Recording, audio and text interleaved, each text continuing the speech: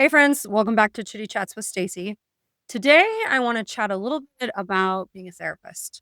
So, I've had these wild experiences where I get the opportunity to refer people to other therapists, whether they live in different parts of the United States or they live in a different part of Wyoming or Colorado, or maybe they need something that I can't provide.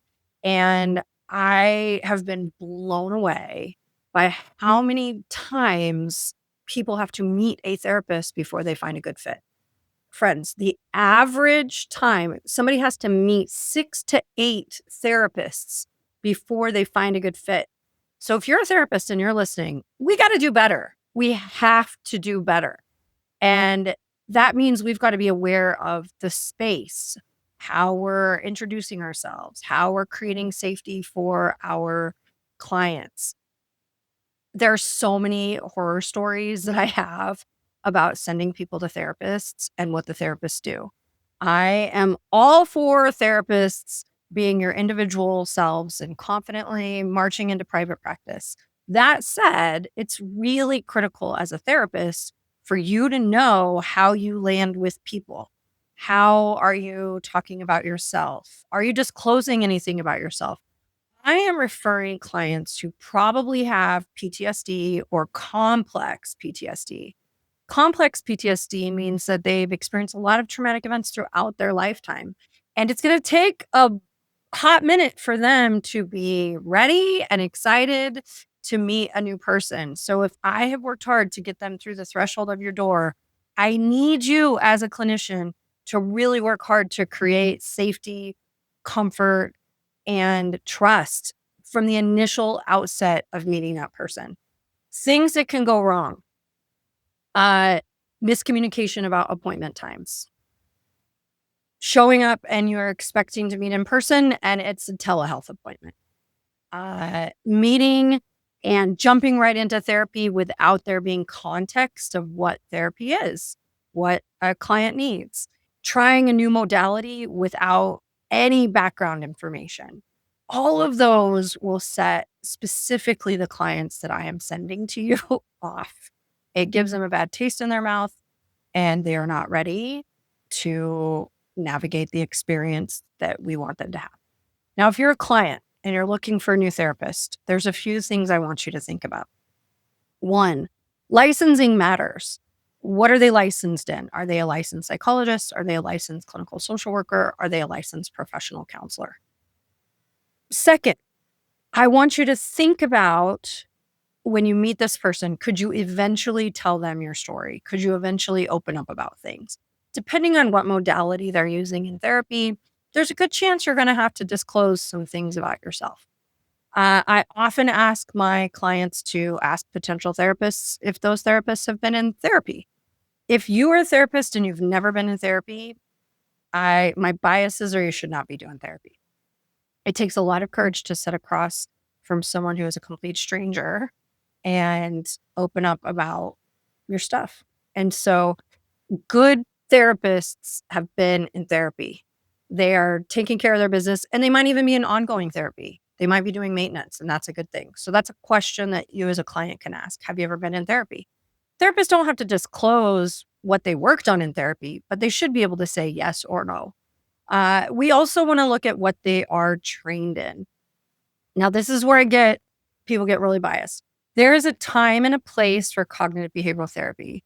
And almost every clinician in your undergraduate work has been trained in cognitive behavioral therapy. However, that is not all we do. I want the clinicians that I am referring to be trained in some sort of somatic body sensory component, whether that's somatic experience or prolonged exposure therapy or EMDR or brain spotting. There's got to be a way to tie cognition to body sensation in your practice. So if you're a client and you're seeking a therapist, you want to look for what have they been trained in? Not just what is their credentialing, what is their licensing, but what modalities have they been trained in? That is a critical component to seeing if they're going to be a good fit for you.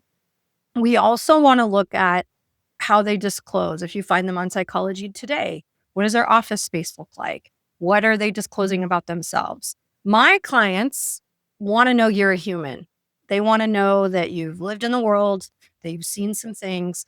And if you're working with very specialized populations, if you're working with adoption, if you're working with foster kiddos, if you're working with military or veterans, what is your additional training for those specific clients that you have? We want you to list that. We want you to tell that when someone calls you. If you're a client, we want you to ask those questions.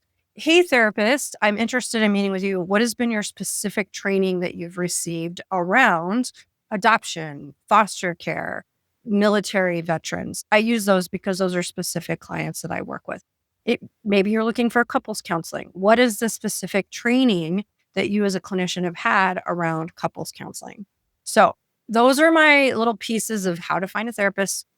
What it all boils down to at the very end, if you're a client, you've made the appointment, you attend the appointment, you meet the therapist for the first time. If you leave that session and you think to yourself, nope, not a good fit. I don't think I can ever talk to this person again. Or something wild happens. And these are true stories, friends. The therapy's dog takes a shit in the middle of a session and they don't clean it up. Or the therapist dog is gnawing on a bone and you're trying to concentrate on what they're saying and you can't concentrate because the sensory experience of the gnawing bone is so loud. Or you have a therapist that falls asleep or gives you one word answers. The list is endless. The list is endless on things that I have had reported to me. If you leave that session and you think, there's no way that I can talk to this person, listen to your guts. Because the most important piece of a therapist-client relationship is the relationship. We know that a therapeutic relationship between a client and a therapist can change your brain, can change your life, can hold space for what you need. And so if you do not think you can get to a place where you can trust the person sitting in the other chair, and you know that from the first round, it's time to meet a new therapist. I just feel so strongly about these things. And therapists, if you're listening to this, we have to do better. We have to do better at making our spaces and ourselves safe and approachable for our clients. There should never be 6 to 8 sessions with 6 to 8 different therapists before someone finds a good fit. So that's my little token of information today on how to find a therapist. And if you're a client, what questions to ask. I hope it's useful for you. Have a great day.